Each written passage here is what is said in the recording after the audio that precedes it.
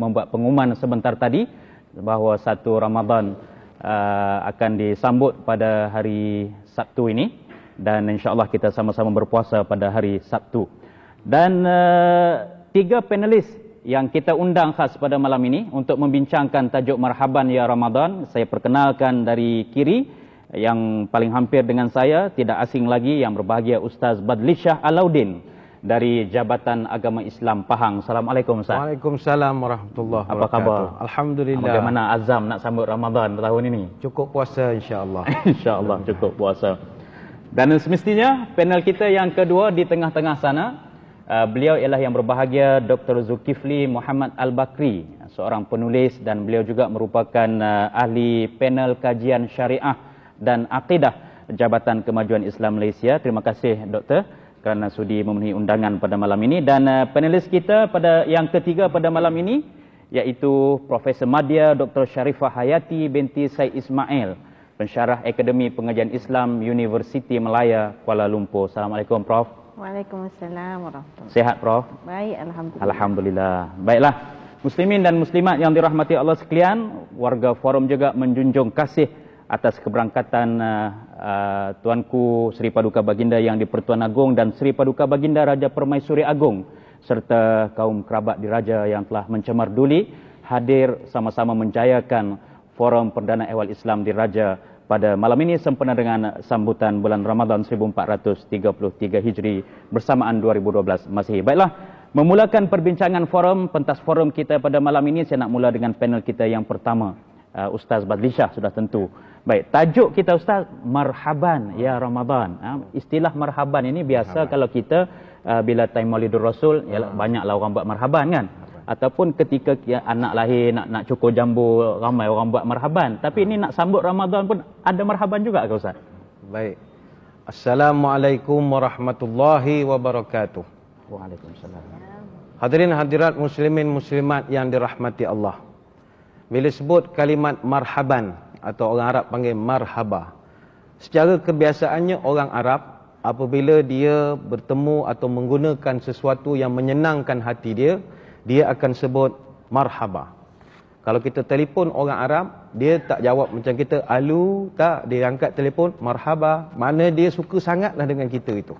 Bahkan kalau kita jadi tetamu mereka, mereka akan sebutkan ahlan wa sahlan wa marhaba. Maknanya kau jadi ahli keluargaku, aku mudahkan urusan kau dan selamat datang. Maknanya marhaba ini simbolik kepada hello, welcome, satu kegembiraan menanti kedatangan sesuatu. Maka Ramadan ini dalam konteks Ramadan, kita gembira sebab Allah panjangkan usia kita, dapat kita bertemu. Kita sering baca doa bulan Rajab dan bulan Sya'ban, Allahumma barik lana fi Rajab wa Sya'ban wa balighna Ramadan. Ya Allah, berkatkan umur kami pada bulan Rajab, pada bulan Sya'ban, panjangkan umur kami bertemu Ramadan. Alhamdulillah. Malam esok kalau panjang umur, berterawih dah kita. Maknanya kegembiraan itu bertemu dengan Ramadan. Sebab Ramadan ini bulan yang amat istimewa. Dan Allah tidak bagi peluang semua manusia bertemu dengan Ramadan. Kenapa Ramadan itu begitu istimewa? Bayangkanlah Ustaz Zakaria, malam ni kita nak sambut Ramadan, kita kena tunggu perisytiharan. Nak sambut Jamadil Awal, Muharram, Rajab, tak perlu ada isytihar. Itu sudah nampak istimewa dia. Kita nak isytiharkan satu Ramadan, kena pakai ru'yah dan hisab. Tak boleh main ramal-ramal, tak boleh. Pakai sotong pol, tak boleh. Tak boleh. Buat akuarium besar bukan? Buat satu ni 30 Sya'ban, satu ni 1 Ramadan. Tengok sotong pergi mana. Pergi 30 puasa lusa. Tak boleh. Arwah dah sotong tu kan? Arwah dah. Dia kena mufti, Jupem, naik panjat menara, panjat bukit. Punya susah. Susah. Di Kuala Lumpur ni menara Kuala Lumpur. Ya. Putrajaya KPICC. Begitu susah sekali. Dan tahun ini walaupun anak bulan itu dikatakan tak nampak, tapi tetap kena naik. Tak tahu dah turun ke bila mereka sekarang ini. Kena naik kok mana-mana pun. Tahun ni tak nampak sebab dikatakan tinggi ataupun altitude anak bulan itu kurang daripada 2 darjah. Dan umur dia pun tak cukup. Ya. Tak sampai istimaknya tak cukup 8 jam, maknanya dia duduk bawah ufuk. Tapi masih kena pergi bawa teropong, kena pergi tengok. Cuma saya mencadangkanlah, kalau Kuala Lumpur ni tengok di menara Kuala Lumpur ni barangkali dah tak sesuai lagi. Sebab kadang-kadang kawan-kawan kita cerita bila teropong kat atas tu tengok lip lap, ni apa hal ni? Rupa nampak KLCC punya lampu, bukan lip lap. Bukan nampak anak bulan. Bukan, dia keliru sikit lah. Jadi menara Kuala Lumpur ni tengok anak bulan dah tak berapa sesuai. Pencemaran banyak. Jadi menara Kuala Lumpur tak sesuai tengok anak bulan. Tak nampak. Walaupun tahun lepas kenampakan anak bulan sempurna, tak nampak juga. Ya. Mana menara Kuala Lumpur tengok anak dara boleh, anak bulan tak nampak. Jadi susah sikit dah. Anak dara ramai lah. Anak dara tak ada masalah. Teropong alih ke bawah. Jadinya ini sebagai gambaran awal untuk hadirin hadirat makluman kita bersama betapa istimewa Ramadan. Kita nak sambut malam ni tertanya-tanya, dah istihar belum? Dah istihar belum?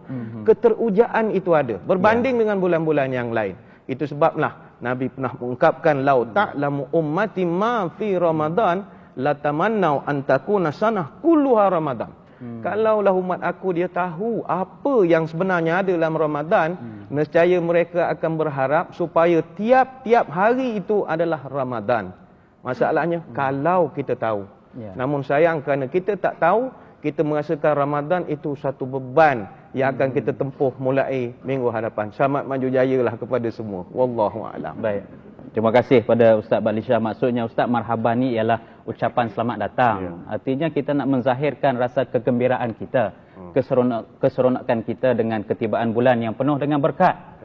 Bagaimana Ustaz sebut tadi, tidak ada di bulan-bulan yang lain, hanya bulan Ramadan saja. Sebab itu kita marhaban ya Ramadan. Cuma saya nak tanya Dr. Zul, adakah kita merasa seronok ini satu benda yang dianjurkan? Jadi kalau dianjurkan, bagaimana pula kita nak menzahirkan rasa seronok itu? Adakah dengan baca bakar mercun, ataupun ajak kawan-kawan pergi jamu makan di kedai mamak ke? Ataupun dengan hantar SMS, banyak saya terima SMS dari kawan-kawan yang hantar ni bila dah istihar nak puasa lusa ni, ada satu SMS yang sampai, fish itu ikan, time itu masa, pas ni kena tahan makan sebab lusa dah nak puasa. Kan? Adakah begitu? Adakah begitu cara kita nak sambut tu, doktor? Silakan. Terima kasih. Assalamualaikum warahmatullahi wabarakatuh. Alhamdulillahi rabbil alamin, wassalatu wassalamu ala asyrafil anbiya'i wal mursalin wa ala alihi wa sahbihi ajma'in, amma ba'. Pengurusi, sahabat-sahabat, hadirin, hadirat, sidang penonton yang dirahmati Allah sekalian. Pertamanya, saya nak gambarkan betapa bulan Ramadan ini mempunyai kelebihan sehingga disebut dalam Quran secara jelas. Syahrul Ramadan allazi unzila fihi al-Quran. Bulan Ramadan diturunkan padanya Al-Quran. Dan bila disebut bulan Ramadan, seolah-olah satu ibarat seperti dia ini seperti makhluk yang hidup yang datang. Sebab itu Nabi sebut dalam hadis, iza jaa Ramadan, apabila Ramadan tu datang. Biasa datang ni sifat orang atau sifat makhluk yang bergerak dan bernyawa. Jadi Ramadan ini dibahaskan oleh ulama betapa hebatnya sehingga kata sebahagian ahli tasawuf dengan mengambil kira tentang latifahnya. Latifah ni bukan nama orang. Latifah ni maksud dia ialah di mana para ulama cuba perhati dan mengambil faedah berdasarkan kepada sangkaan baik dan tafaul. Maka katanya Ramadan itu mewakili 5 huruf. Ra, Mim, Da, Alif, Nun. Ra itu ditafsirkan dengan rahmatullah. Harapan kita supaya kita mendapat rahmat Allah. Mim itu maghfiratullah, di mana maksud maghfiratullah iaitu keampunan Allah. Dan begitu juga Da itu dhamanullah, iaitu jaminan Allah. Allah jamin dengan syurga, dengan kelebihan-kelebihan yang banyak. Kemudian Alif itu sebagai apa yang dikatakan sebagai ulfatullah. Maknanya manusia akan jadi baik dan Allah kasih dan hubungan antara Allah dan manusia begitu akrab pada bulan Ramadan al-Mubarak. Kemudian nun itu nawalullah, iaitu Allah kurniakan kepada kita harapan kita, hajat kita dengan izin Allah Subhanahu wa taala. Ramadan al-Mubarak ini digelar sebagai Sayyidus Syuhur dalam satu riwayat, penghulu kepada bulan-bulan. Jadi bila bulan Ramadan seperti itu, maka kita tengok macam mana Nabi SAW mengajar kita. Pertama, dalam sebuah hadis, Nabi bila hampir datang Ramadan atau awal Ramadan, Nabi menyatakan kepada sahabat-sahabatnya, "Qad azallakum syahrun mubarakun, qad iftaradallahu alaikum siyamah wa sanantu lakum qiyamah."